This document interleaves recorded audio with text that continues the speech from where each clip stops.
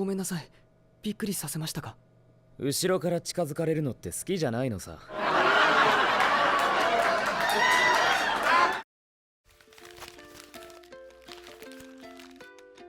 There is a stigma in the anime community when it comes to comparing hetero and female homosexual relationships to boys' love in the Japanese cartoon landscape. While a peek at some thighs in the occasional episode-to-episode hetero fanservice can be overlooked when characters are well written and there exists plot, well, outside of the plot, while on the other hand you have a series like Number 6 that essentially checks all those same boxes, sharing the same flaws and shortcomings, and the only relevant commentary a YouTuber can make is something along the lines of "Surprise, what's that?" in over-the-top flashing text while sensual jazz plays in the background. And then on the other side of the spectrum, I've noticed a growing camp when recommending these above-average shoujo boys-loved themed series. They often denounce the homosexual undertones, saying they're barely even there. Don't let it put you off and just enjoy the relatable characters and moving story, where in reality it's a near dishonest recommendation where the viewer feels deceived when two dudes start trying to suck the other's tongue off in the first episode. In the case of today's anime, Banana Fish, the 24-episode 2018 anime adaptation of the beloved 80s shoujo manga classic, the lines are a little bit more blurred. Oh, don't get me wrong, it's super gay, and anyone that says the relationship between the two male leads is anything but wide-eyed romantic has stupid brain. But Banana Fish is a shoujo anime that proposes the rare concept and balancing act of two extremes, of sweeping the gay under the rug and waving the pride flag every other scene with overbearing fan service and makeout sessions. It's a boys' love with a purpose, one deeply rooted in the gritty crime drama narrative integral to the plot, never grating but never forgotten.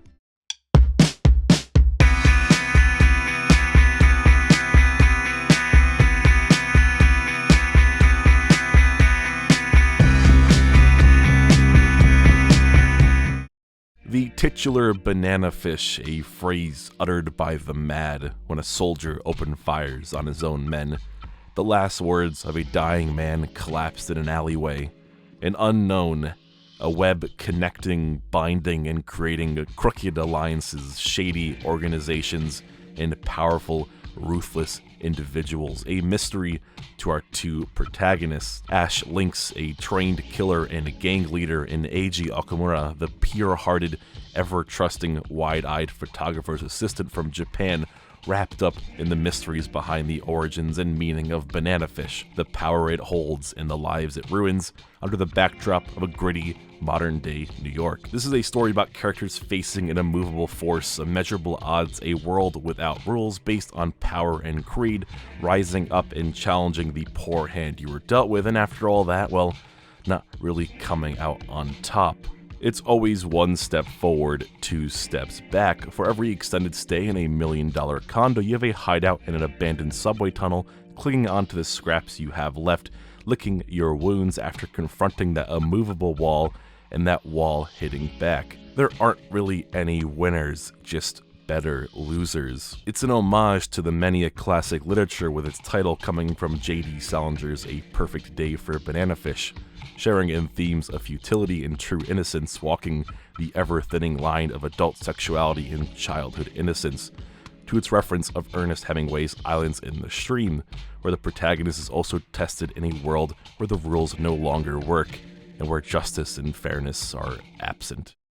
Sexuality seeps into nearly every character motivation, rarely unrealistic and overbearing, an integral component to the themes and narrative presented. For some, it's a declaration of power, a forceful showcase of strength and absolute control, a way to mentally break you down, leaving nothing more than a barely living doll behind. For others, it's a tool, a way to get by in this dog-eat-dog world, a way to deceive, to gain the upper hand, anything to get ahead or get even, a beacon of admiration, respect, something entirely intangible, ever-reaching, unable to calm the enduring lust and envy. Sexuality can be that of innocence, an alluring call to a new life foreign to that of your own, one that binds you ever hard to let go and turn your back on it.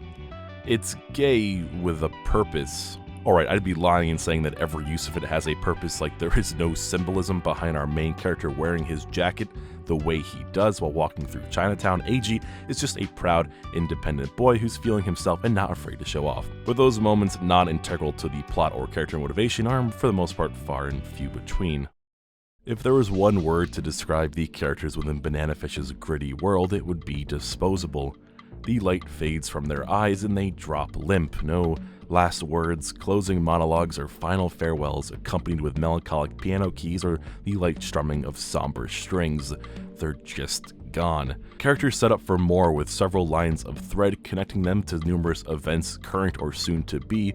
Those with seemingly invaluable significance are nothing more than fodder from an unfortunate circumstance or a tense, gun-pointed stalemate. Man, that's such a genuine connection with lingering, unresolved drama. I wonder, okay, and they're dead. Normally, as a seasoned Japanese cartoon viewer, I can predict the general path a series follows, the curves, the shortcuts, the landscape, but when it comes to Banana Fish, a story of two individuals from two entirely different walks of life, and their strifes and tribulations within a hardened city, and the shady underbelly that lies underneath, the series for the most part eluded me.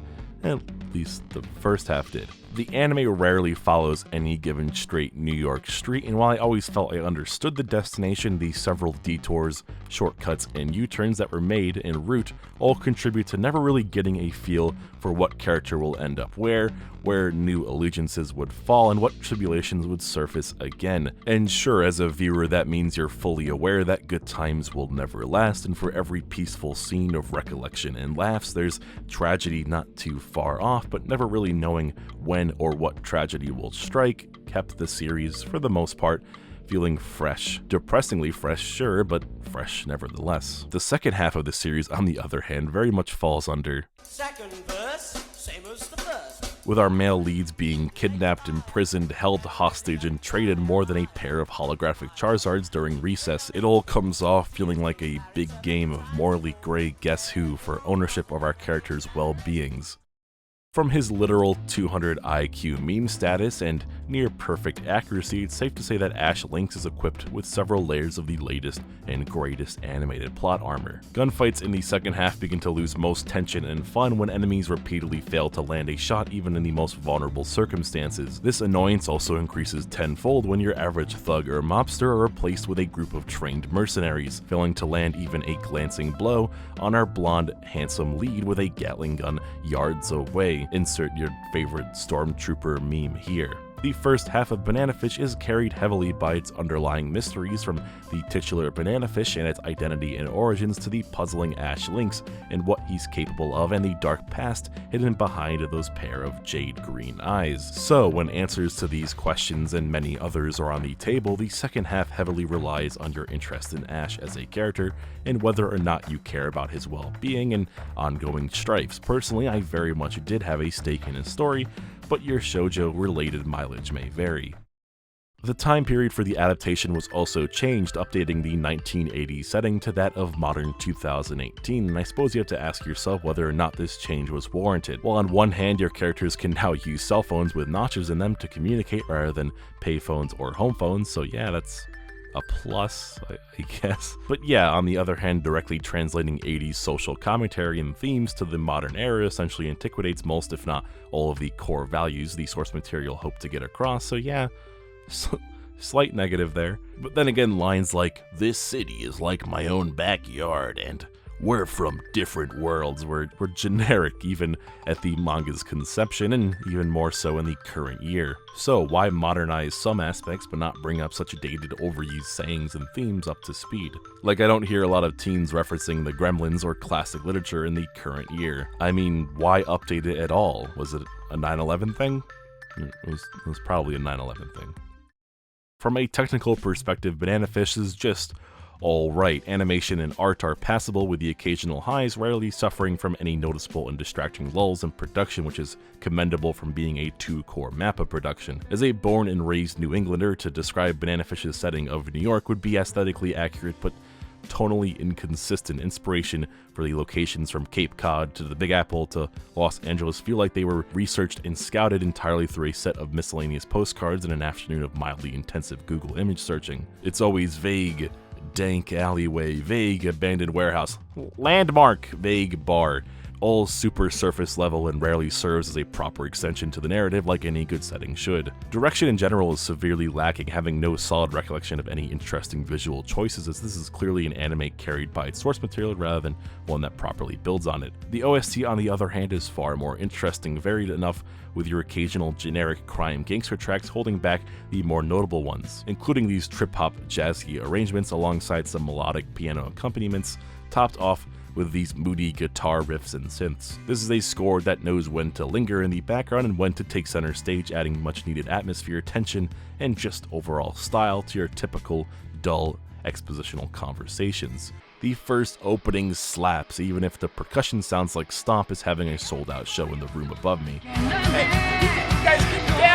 I loved the first ending. It's very much in the vein of your Three Gatsu no Lions and Monogatari's with this sketch aesthetic, really reminding me how much I love Shaft. Not that kind of Shaft. For every decent Mappa animation and art, you have a weird CG blob lady and the close-up of your main character in the first OP, and I don't want to hear that Mappa didn't have the budget, because I'll just refer you to OP2.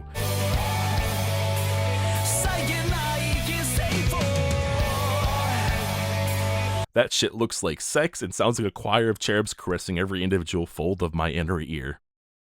There is a scene in episode 19 where Ash asks a man whether the book he's reading is good, and they reply, "That's for you to decide yourself." And that really sums up how I feel about Banana Fish. It swam into my anime watching life in a year that just felt so stagnant, while others sung the praises of 2018 as the second coming of anime seasonal Christ. I sifted through so much good, just not a lot of greats. Is Banana Fish one of those greats? Well, that's for you to decide yourself, and personally, it's something I'm still trying to figure out for myself. I fell a little bit in love with this truly unrepresented smart shoujo classic brought to life with some of Studio Mappa's more consistent animation and art, memorable characters that carry the second half when the mystery fizzles out, all backed by a varied, punchy OST. While it's far from perfect, and I'm not sure how its quality will stand when you remove comparisons to the other titles from its release here, but what I do know is that it's easily my favorite shoujo series, one that properly used boys' love as a theming device rather than a simple garnish on top, an anime whose conclusion moved me and whose twists and turns enthralled me, an anime that I love. No homo.